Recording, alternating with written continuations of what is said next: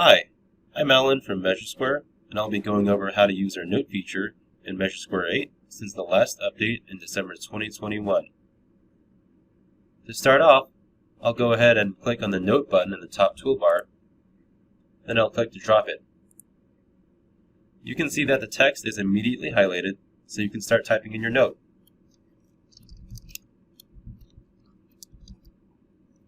And then you can hit Enter to finalize the note. I'll go ahead and right-click to unload the Note feature. Let's say I want to edit my note. I can just go ahead and double-click on it to start typing something in. Now let's say I want to type something on a new line.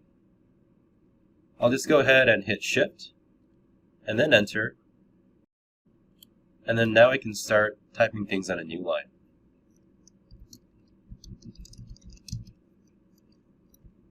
As again, I'll go ahead and hit Enter to finalize the note. Now if you want to edit things such as the font or font size, you can just double-click below the note near this red line. And then that'll open up a window where you can change your font size,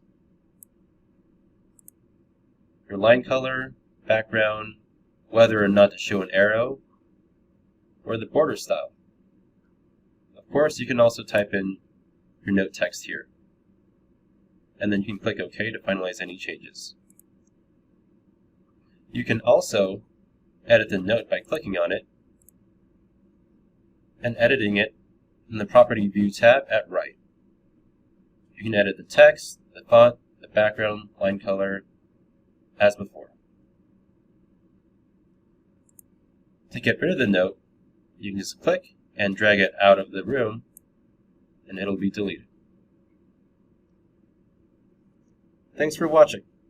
I hope this has been helpful, and if you have any more questions about this, feel free to reach out to us.